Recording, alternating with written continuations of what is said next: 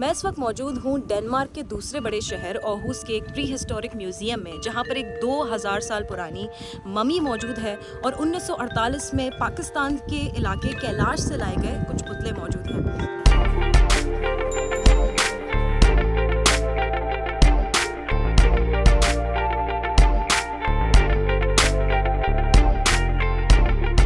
इस म्यूज़ियम में मौजूद 2000 साल पुरानी इस ममी के दांतों और उसके जिगर से यह अंदाज़ा लगाया गया कि ये 30 से 40 साल की उम्र का आदमी था, जिसे 2 खुदाओं के लिए ज़िबह किया गया था। इस आदमी के सर पर और इसकी टांग पर एक फ्रैक्चर है और जब इसे दफनाया गया तो उसके कई साल बाद इसकी बॉडी एक ऐसे जंगल में से मिली जहाँ की मिट्टी बहुत ज़्यादा गीली थी और उसी की वजह से वहाँ पर मौजूद एक बैक्टीरिया की मौजूदगी ने इसके जिस्म को प्रिजर्व रखा इतने अरसे। ये इतनी पुरानी बॉडी है कि इस ममी के जिस्म की जो खाल है वो एक चमड़े की मानद कही जाती है, यानी कि लेदर जैसी है।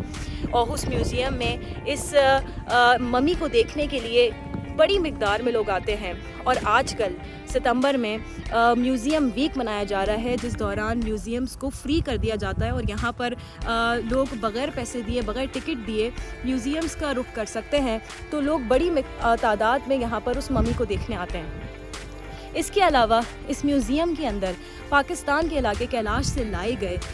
कुछ पुतले मौजूद हैं, जो कि काफ़ी अरसे पहले यानी कि 1800 सन में एक रिवायत के तहत जब लोगों का इंतकाल हो जाया करता था, जब लोग मर जाते थे तो उनको इज़्ज़त देने के लिए या फिर उनकी जो है याद में कुछ पुतले खड़े किए जाते थे, जो कि उनकी कब्र के पास मौजूद होते थे।